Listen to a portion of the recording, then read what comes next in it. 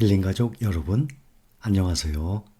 오늘은 9월 14일 화요일 새벽 5시 30분 모닝브리핑 시작합니다.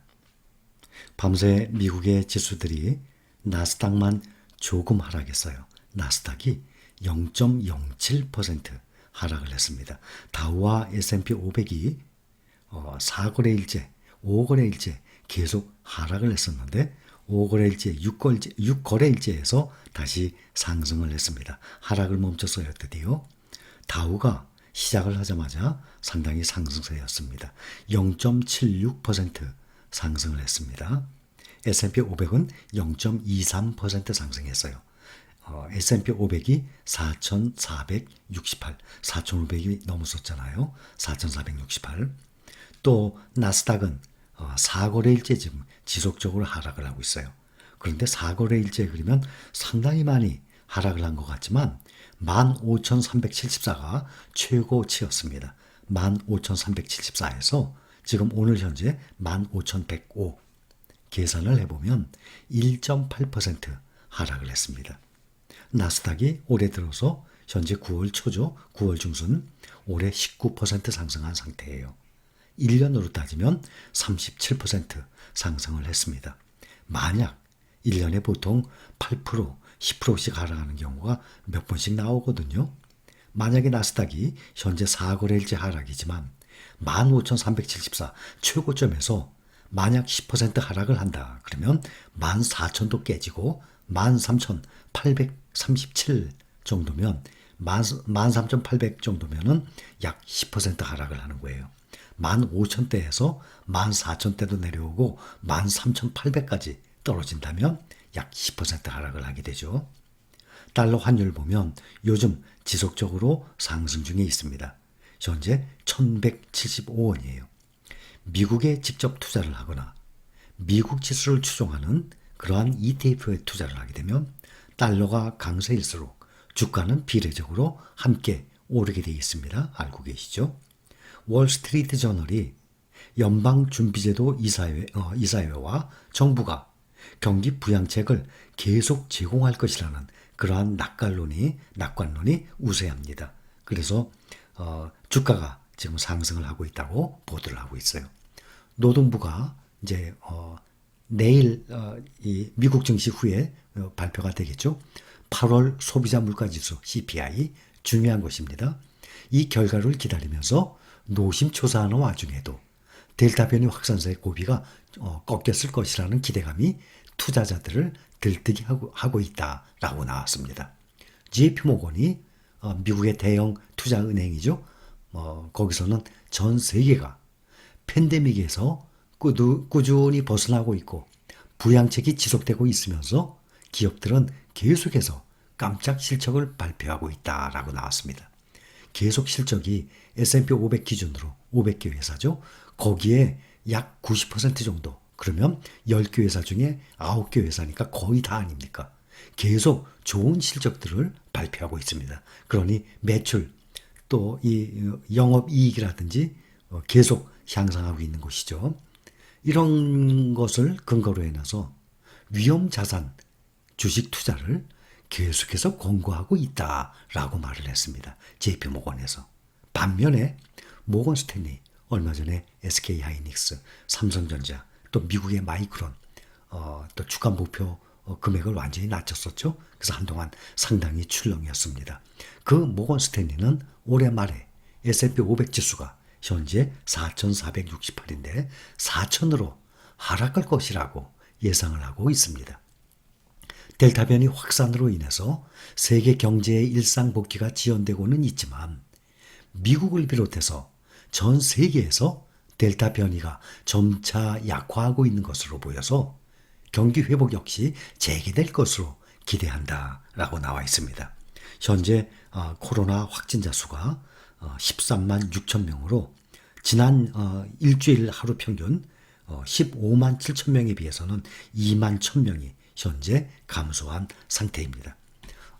대형주 ETN 봅니다. FNGS가 0.5% 하락을 했습니다. 애플은 0.39% 상승하고 테슬라 0.91% 상승을 했습니다. 국내의 투자자들이 가장 많이 투자한 개별 종목이죠. 애플 조금 올랐고 테슬라도 1% 가까이 올랐습니다. 반면에 팡플러스주에 포함되는 중국주 알리바바 1.6% 하락을 하고 바이두도 0.51% 하락했습니다. 그래서 팡플러스 ETN FNGS가 0.5% 하락을 한 상태입니다. 이 중에 대형주범은 트위터가 3.09% 하락을 했는데 골드만삭스가 매도로 추천 등급을 강등한 그 여파로 인해서 3.09%, 3.1% 하락을 했어요. 미국 같은 경우는 이러한 증권회사에서 정확하게 매도, 매수 이렇게 추천 등급을 정확하게 매깁니다. 대부분. 그런데 국내 증권사들은 매도 추천을 거의 안 해요. 매도라는 말을 거의 안 쓰고 주로 매수를 많이 씁니다. 근데 미국은 우리나라에 비해서 안 좋을 때는 매도 추천을 딱딱 나와요. 이런 점이 국내 증시와 상당한 차이가 있습니다. 최근에 급등세를 탔던 백신 업종들 대표적으로 화이자, 모더나가 있어요. 하락을 했습니다. 화이자가 2.22% 하락을 하고 모더나가 많이 떨어졌어요. 급락을 했습니다. 6.6% 급락을 했어요. 미국과 세계 과학자들이 지금 부스터샷 접종은 부적절하다고 비판을 한 뒤에 주가가 하락을 했습니다. 부스터샷 들어보셨죠? 부스터샷의 그 뜻은 추가 접종이라는 거예요. 백신의 효과를 높이기 위해서 일정 기간이 지난 뒤에 추가 접종을 하는 것을 부스터샷이라고 그래요. 대부분 백신이 2번 접종을 하는 것인데 그런 방식인데 여기에 또 한 번 추가해서 3차 접종까지 얘기하고 있거든요.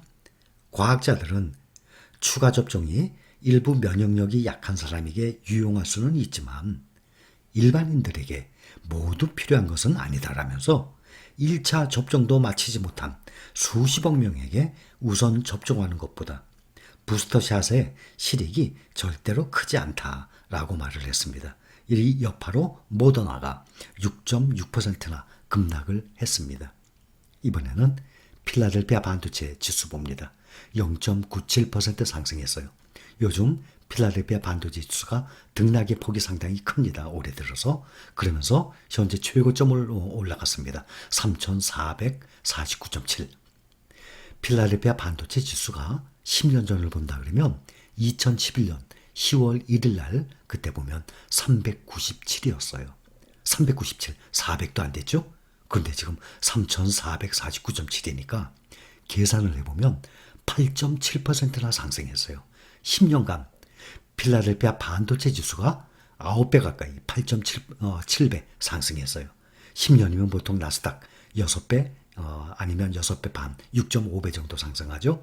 S&P 500이 3배에서 3배 반 정도 상승하잖아요.